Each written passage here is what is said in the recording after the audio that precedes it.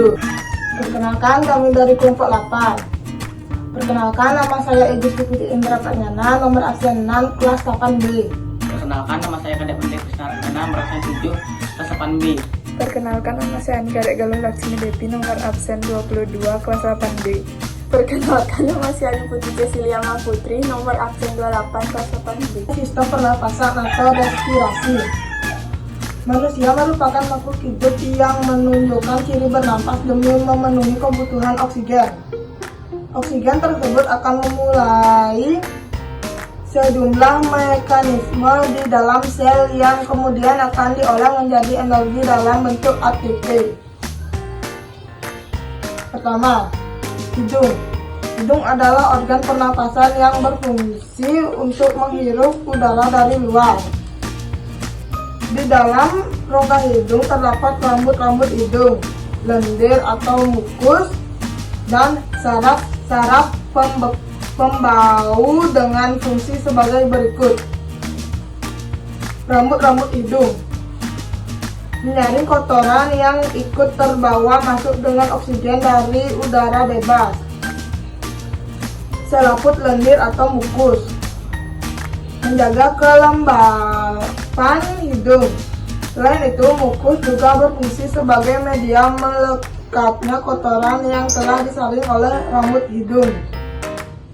Saraf pembau menerima rangsangan berupa bau yang kemudian akan diterjemahkan oleh otak. Saraf pembau juga berfungsi untuk menyimpan memori, sehingga kita dapat mengingat berbagai jenis bau yang sudah tercium oleh hidung kita. Kedua, faring. Faring disebut juga pangkal tenggorokan. Merupakan organ pernapasan yang terletak di belakang rongga hidung dengan rongga mulut dan di atas laring. Dinding faring tersusun atas otot rangka yang melakukan kontraksi untuk menelan makanan. Faring berperan sebagai saluran udara dan makanan. Ketiga, laring. Laring merupakan organ pernapasan yang menghubungkan faring dengan trakea. Di dalam laring terdapat epiglottis dan pita suara. Udara yang melewati laring dapat menggetarkan pita suara sehingga dihasilkan gelombang suara. Keempat, trakea. Udara yang telah masuk ke laring selanjutnya akan masuk ke trakea atau batang tenggorokan. Trakea merupakan saluran yang menghubungkan laring dengan bronkus. Dinding trakea tersusun atas cincin-cincin tulang rawan, selaput lendir, dan epitelium. Bersila. Silia tersebut berfungsi untuk menyaring benda-benda asing yang masuk ke dalam saluran pernapasan. Kelima, bronkus. Trakea pada ujung dasarnya akan bercabang menjadi dua membentuk bronkus. Tiap bronkus akan memasuki paru-paru kanan dan kiri. Struktur bronkus sama dengan trakea, namun lebih sempit. Bronkus tersusun atas tulang rawan yang berselang-seling dengan otot polos. Keenam, bronkiolus. Bronkus mengalami percabangan yang disebut bronkiolus, di mana ujung-ujungnya terdapat gelembung-gelembung kecil dengan dinding yang tipis disebut alveolus. Ketujuh, paru-paru.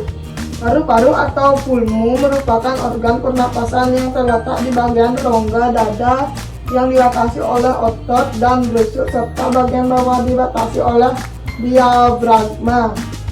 Organ paru-paru terdiri dua buah yang terletak di rongga dada dan dilindungi oleh tulang rusuk dan selaput pleura.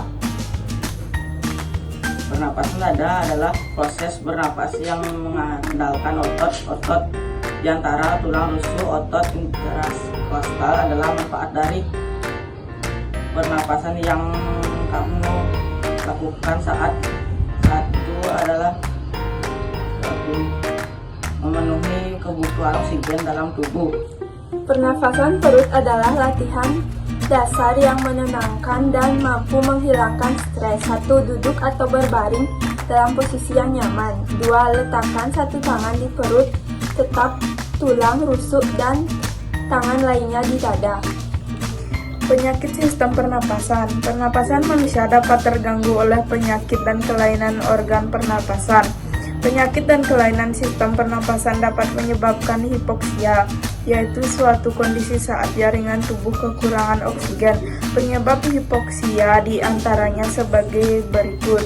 1. Tuberkulosis TBC. Tuberkulosis atau TBC disebabkan oleh bakteri Bacillus tuberculosis. Penyakit ini juga menyebabkan alveolus mengandung banyak cairan sehingga mengganggu proses difusi oksigen dan karbon dioksida. 2.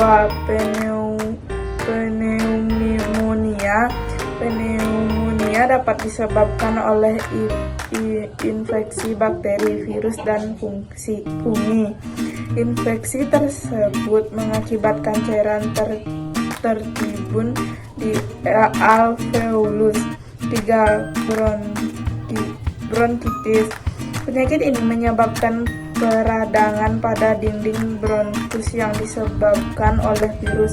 Penyakit ini menyebabkan batuk berdahak. 4. Asma. Penyakit ini menyebabkan penyempitan saluran pernapasan. Penyakit ini dapat disebabkan oleh alergi. 5. Emfisema. Penyakit ini menyebabkan alveolus penuh dengan cairan sehingga menghambat proses difusi oksigen dan karbon dioksida. 6. Kanker paru-paru. Penyakit ini menyebabkan sel-sel pada paru-paru tumbuh tidak terkendali dan tidak berfungsi sebagaimana mestinya. Jaringan kanker akan mendesak alveolus sehingga tidak berfungsi lagi.